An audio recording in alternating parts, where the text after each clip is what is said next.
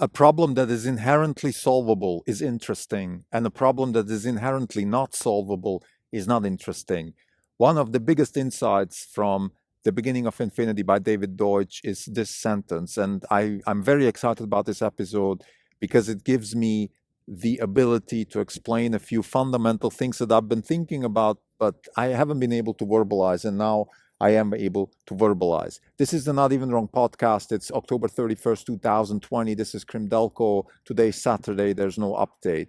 A problem that is inherently solvable is interesting, and vice versa. If a problem is inherently not solvable, it is not interesting. Hence, another corollary from that is that if you have interesting and non-interesting things in life, they are not question of subjective taste. They are actually objective truth. So let's let this sink in.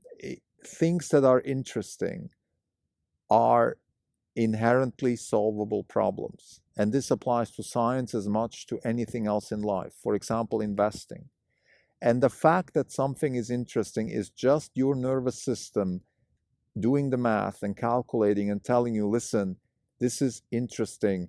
This can survive the Popperian selection of problems, of explanations for situations to find solutions for problems that will actually survive the marketplace, so we can find a solution. And your instinct, or what we call interesting, is just another word for instinct, for something which is not rational. Or to use the analogy of the elephant, the rider of the elephant, our brain is the rider on the elephant, and the elephant is your nervous system, your moral judgment, your feelings, all of that, which is also calculating and doing math and understanding and giving you signals. It's just not rational, so we can't put it in words, but we can say it's interesting or not. And the same way that a scientist finds a problem interesting because I guess inherently he or she believes it's solvable, the same way we investors feel about problems. They're either interesting or not, and it's not a subjective question of taste.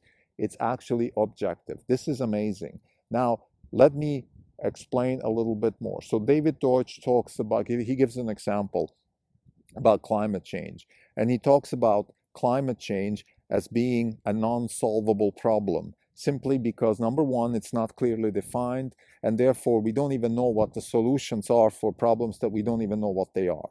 Climate change is being used as a phrase, as a political agenda type thing, and it's not really a solvable problem and therefore not interesting. And I completely agree. I've always intuitively felt that I don't really care about climate change, and the reason I don't care about climate change is because it's not solvable. And as opposed to that, I am absolutely interested in the problem of decarbonizing energy, which is the problem that Tesla is solving. That I'm very happy to solve because I think it's solvable, and I am interested in that problem because it's solvable, and I am interested in Tesla as a company because Tesla is attacking the problem of decarbonizing energy. Tesla is not attacking the climate change problem. They are using climate change as a phrase sometimes, and you can hear them. For example, in the battery day, they were talking about the day when San Francisco had an orange sky, and they were clearly alluding to the fact that we are doing something to our planet, but they weren't really talking about climate change. They were just saying, look, there's a problem out there, we want to solve it. And the problem that Tesla is solving is decarbonizing the energy infrastructure. And that is a problem that I am happy to solve. Or in David Deutsch's words, this is an interesting problem. Vice versa, a problem that is not solvable, such as climate change, is not interesting. It's simply not something you want to spend time with. And let me digress a little bit here. These types of problems that are not solvable and not interesting, unfortunately, are often used by politicians or people with political agendas to drive a conversation with some sort of umbrella, which is, let's say, climate change, or more serious, let's say, COVID, which is another problem that is not solvable. And they're using that as an umbrella to drive their own agenda. So, for example, in climate change, let's take a typical example, the Green Party in Germany. they have supposedly an agenda which is to solve the climate change problem, but they don't have a solution for that. So what they're really offering is just simply uh, other narratives, such as punishing the car industry, taking jobs away from here, putting jobs there. Whatever it is, they have an agenda which has nothing to do with the actual solution to the problem, because there is no solution to the problem. Very similar in the COVID space. We don't have a solution for the COVID-19 problem, in a sense that we don't know how to get rid of the virus. We don't know how to make the virus go away. Or, you see, I don't even know what exactly the problem with COVID is. But let's define the problem as we don't want to be scared of COVID and we don't want people to die of COVID. Let's say that is the definition of the problem. Well, we don't have a solution for that problem because we don't know what causes death. We don't know what the actual problems are with COVID. We don't know what the spread actually means, how the virus works. We don't know any of these things. So instead of defining the problem as solving the COVID problem, we should define the problem as how can we live with this danger? And then the problem becomes much more political. For example, okay, how can we organize society so we have a pathogen called coronavirus, or whatever the scientific name is, and we now have to live with that. Let's organize ourselves. Let's make sure that we also incorporate all the stakeholders here, the small businesses, the children, the future generations, which are suffering now because we have, under the umbrella of COVID, made decisions which are punishing a lot of parts of our society, and under the umbrella of solving a problem that we are not really solving because we don't even know what the problem is. So I'm just used COVID as a digression because it's a very timely situation. It is hurting our economies, it is hurting lives, it is hurting people in many situations, particularly younger people and children. They can't go to school, they can't play sports. It's a terrible, terrible situation. And the reason it's so terrible is because we are defining a problem here that we don't have a solution for. We don't even have a clear definition of the problem, and therefore it's also an uninteresting problem. Nobody really wants to work on a COVID situation because it's not an interesting problem. It's just not interesting. So in order for the problem to become interesting, we have to define what is a solvable problem in the context of COVID. And that will be, for example, a problem such as how can we live with this threat? The same way we are defining how can we live with the threat of cancer or the threat of diabetes. We have to define how we can live with this. For example, okay, we can create testing, we can create more hospital beds, or we can open up in a certain way so people can go on with their lives. How to live with a certain issue is a different problem than solve the problem which we don't have a solution for. Let's get back to climate change and David Deutsch's arguments. So David Deutsch, interestingly enough, is saying that climate change is not an interesting problem. You don't want to work on that problem as a scientist, nor do you want to invest into that problem as an investor, because it's not solvable. What is solvable, though, is, for example, decarbonizing energy infrastructure. That is a clear, defined problem. You just use less fossil fuels to generate energy. And Tesla is on the forefront of solving that problem by offering an electricity infrastructure with batteries and solar and cars that can drive with electricity, and soon houses that are driven by solar, and a lot of other things which are driven by electricity, batteries, of course. And they're not solving the problem of generating the electricity. That is up to the energy industry.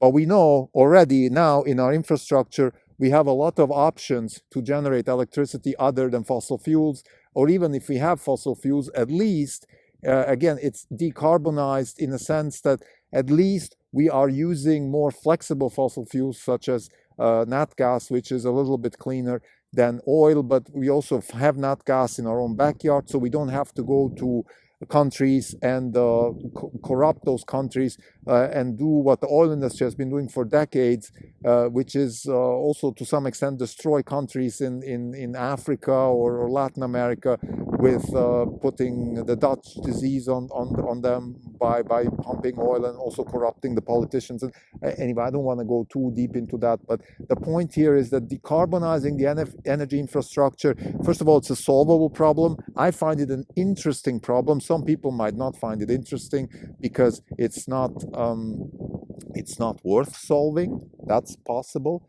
But now let's digress to the investment world. So we have solvable problems equals interesting problems. Now the question is, do they have to be large problems? Energy infrastructure is a large problem. There are other problems. For example, let's take Lululemon. Solving the problem of how women dress when they work and exercise. That is not a world-changing problem, but it is a solvable problem, and it's worth solving because there's a large enough market. So as investors, we are interested. Let's take Palantir. Palantir is solving the problem of organizing complex companies around IT and artificial intelligence. So using artificial intelligence and information technology to help solve problems in complex companies. That is what Palantir is doing. Is this a solvable problem? It is solvable. It's at least on my fingertips, I would say it's solvable. That's why I'm interested.